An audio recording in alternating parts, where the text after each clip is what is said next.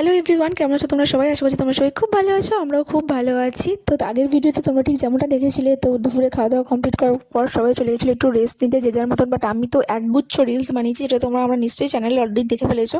তো তারপরে আমরা চলে এসেছিলাম সন্ধ্যেবেলা রেডি হয়ে একটু ঘুরতে।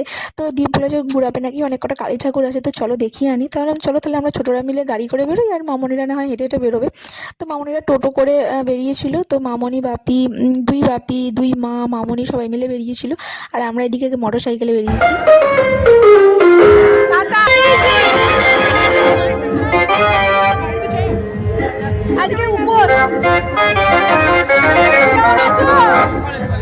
এটা না হাসামপুরের ঠাকুর, আর হাসামপুরে আমার একটা বান্ধবীরও বিয়ে হয়েছে, এই বান্ধবীটার। তো ওর সাথে দেখা হয়ে গেলো বলে বেশ খানিকটা গল্প করলাম, আর ওখান থেকে বেরিয়ে সোজা চলেছিলাম থানায়। থানার প্যান্ডেলটা ঢোকার আগে এই যে লাইটিংটা এত ভালো গেটটা করেছে না, বলো। আমি তো ভিডিও করে নিচ্ছি, আমি ভিডিওটা ছাড়বো। এই সরাই মিষ্টু খায়নি, ননা খাচ্ছে, ননার মামা খাচ্ছে।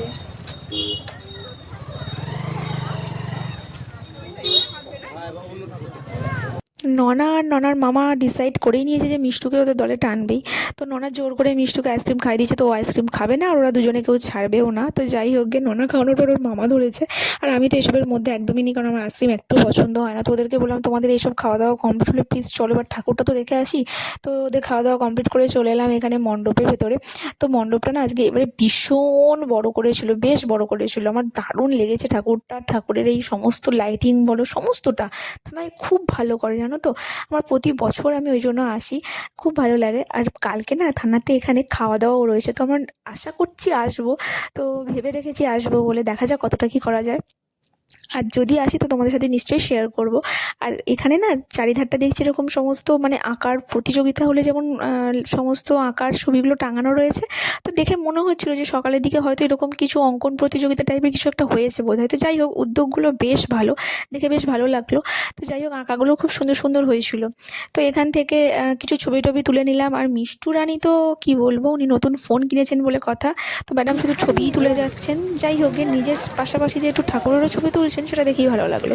তো যাই হোক, সেখান থেকে বেরিয়ে সোজা চলে গেছিলাম মেলাতলাতে।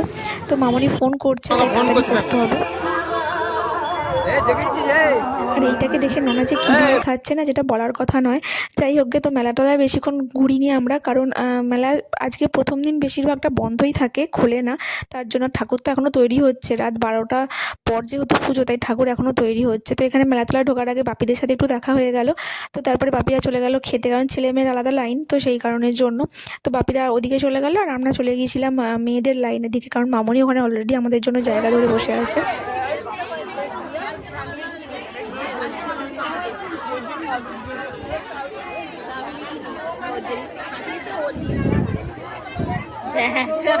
ভিড়টা দেখে আশা করি বুঝতে পারছো যে কি অবস্থা। এরকমটা হওয়ার একটাই কারণ হচ্ছে, তখন বাজে প্রায় 10:30 পৌনে 11টা, তখন অবধি একটা ব্যাচও স্টার্ট করেনি, জানো।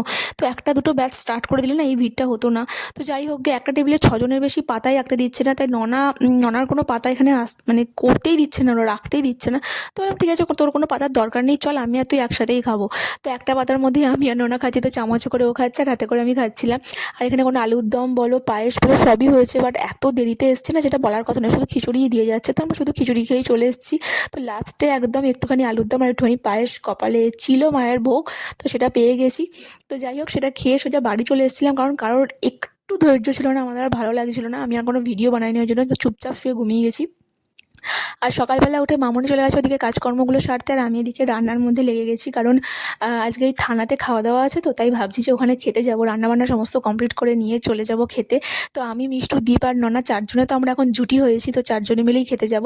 তো বাড়িতে যতই ভালো মন্দ রান্না হোক না কেন, ওখানে খেতে যাবো একদম ঠিক করেই নিয়েছি আমরা। আর বাড়িতে যা যা রান্না হবে সেগুলো সব রাতে খাবো, এটা ডিসাইড করে নিয়েছি। তোমার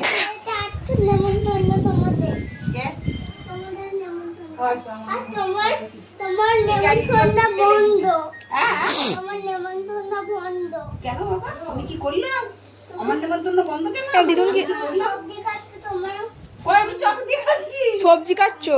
আর সবজি কেটে যাবো না। ও সবজি কাটছো তো আমাদের জন্য? তোমার নেমন্তন্ন বানুন।